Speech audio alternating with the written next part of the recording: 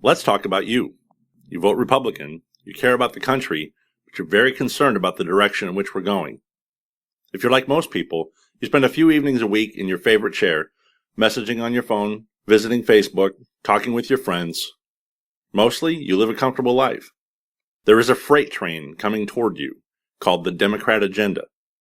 The fact that you're still mostly comfortable is how you know that it hasn't arrived completely yet, but it's definitely on its way. Obamacare has lots of negative headlines. CBS recently reported that 90,000 Nevada residents could lose health insurance policies due to Obamacare. The architect of the law called it a huge train wreck, and NBC reported that Obamacare's coverage is not affordable. That train is getting closer all of the time, and it's brought to you by the Democrats who've been elected into office. The idea that our federal government would target half the country for its political beliefs is un-American. You think the government-run healthcare would be any different? Your healthcare is going to be politicized just as the IRS has been targeting conservatives. So, do you feel the rumble of that train? We generally wait until it's too late to do anything about this, or we find excuses for our inaction. Politics is happening with or without you, but make no mistake, it is happening. You're being dealt out of the game, and unless you want to lose your retirement savings, because the Democrats are trying to pass bills that allow them to take your retirement funds and put it into Social Security, or you want to lose your property, such as what the BLM is doing in North Texas, or your income, because the Democrats are always trying to hike taxes, you need to deal yourself back in. That train is almost on you. Every day, the Democrats work to register as many voters as they can so that they can, quote, turn Texas blue. If you like the option of having a Republican as president, Texas is the last stand. New York, Florida, California, Pennsylvania, Michigan. If you add Texas to that list of blue states, you will never see another Republican president in the United States. You can sit and pretend that the train is not here yet, but you're sitting on the tracks. The train is right in front of you. The train of the Democrat agenda is closing in hard, whether you ignore it or not. None of these things are part of the Republican agenda. If you want to stop this, then you need to get Republicans elected, and you need to be the biggest influence on those Republicans. This presentation is going to show you exactly how to do that. The Republican agenda, paving the way for better economic environment, healthcare that's managed by you and not some bureaucrat, a return to insistence on constitutional form, and greater freedom. These are all things that Republicans have stood for. You and I know that America would be far better off if we can secure that for our future. The results of the Democrat agenda should be causing some of the Democrats to revolt, but nobody's ever heard of the Great Democrat Civil War. Environmentalists stand in the way of American jobs. They oppose Keystone Pipeline. They oppose commercial land development. They oppose coal mining. You know who supports these things? Who wants them? Union members. They support the Keystone Pipeline, commercial land development, and coal mining. Environmentalists work hard to prevent the creation of new jobs. This goes right to the heart of the jobs that those union members seek. But you hear nothing of the division between these two prominent Democrat groups, nor do you hear of Republicans trying to widen the divide that naturally exists between these two groups. Republicans love the media. They watch CNN, they watch Fox, even MSNBC. When they do, they might hear of Republican division, but they never hear of Democrat division. In the Washington Post, they recently said that just 7% of journalists across the board are Republicans. That's far fewer than even a decade ago. Even at Fox News, they're mostly Democrats. Google will tell you that journalists, 93% of whom aren't Republicans, don't like to write about Democrat division, but they sure love to write about Republican division. There are many opportunities to divide and discourage Republicans along issue lines. If the Democrats, 93% of the media, can divide Republicans against each other and discourage unity, it makes Democrat victory much, much easier.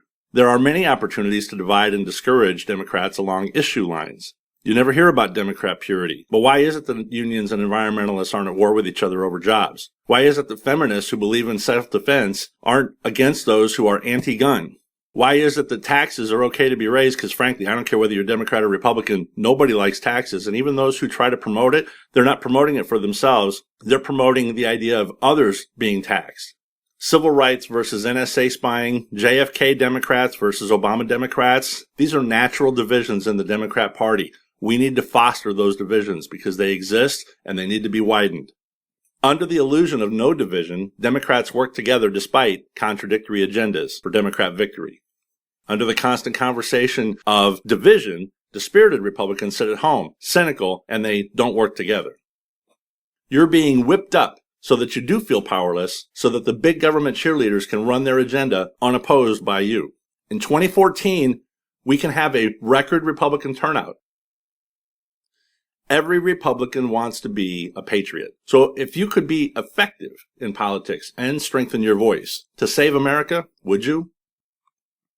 In 1776, the Declaration of Independence told us how founders mutually pledged to each other their life, their fortune, and their sacred honor. They gave us a blueprint for how to do this, but it doesn't have to be that extreme. In fact, it's much, much simpler. In 2014, all we need to do is work together with our time, our money, and our talk. Everybody has a job to do. Give 1 hour a week. That's all. That's a TV show. That's 1/168th of a week, less than 1% of your week. Because when you're fighting for your liberty, which is more effective? Going it alone or fighting in a platoon where you've got others who've got your back? Remember this iconic painting where Washington crossed the Delaware to fight the British all by himself? Or maybe it was this iconic painting where he was surrounded by patriots. You have to work together and get organized to be effective. In 1776, you could lose your life. In 2014, you might miss a TV show. But don't worry, DVR will save it for you. Go to earlyvotetexas.com and sign up. You'll learn more when you get there and do that. The next step, money. There isn't a person you can talk to who won't tell you that you need money to win in politics. If you don't learn how to effectively fundraise, you will never have a voice in politics and a voice that represents you in Washington. A lot of people think that they can't fundraise. The truth is, they already do. We do it for our kids when they have school fundraisers. We help them out that way. Many people are also involved in rescuing animals. They're involved in fundraising for pets. What about your children and their future, or even your future? Each month, we pay for things regularly. Pay for Netflix, cable, coffee, movie, lotto ticket. What would you pay to have your freedom protected? You have to be willing to give a monthly contribution, not to a group, but directly to a campaign. Organize your money, because not only do you need to organize yourselves, but you also need to organize your money into a bigger voice. A freedom pool is very simple. You agree to talk to friends, family, neighbors, coworkers, people you know at church, people you know in businesses, maybe they own them, or organizations that are friendly to the Republican cause. You reach out to them, and after you're trained to do so, you effectively solicit money from them so that they can help in the win. On average, per person, it's not hard to raise $300 to $400 per month. A freedom pool exists of one captain who organizes all of this and 6 lieutenants who help to do this and raise money. By giving 1 to 2 hours a week across 1 month, that group of people can raise $2,600 and talk to 91 voters. Fundraising is easy and fun because you're just talking to people that you already know. How you give, because I know you already give to politicians and campaigns, but you've been doing it wrong. You've been doing it in the least effective way possible. Every candidate needs money to survive, and every candidate will die of thirst if you don't provide those life-sustaining funds. When you give to a candidate as an individual online, the candidate thinks that they've won a popularity contest, and frankly, they begin to act like it. You couldn't be squandering your money in a less productive way if you tried, because the candidate has no idea who you are, how much you gave, or what matters to you. You're just a single raindrop in a downpour.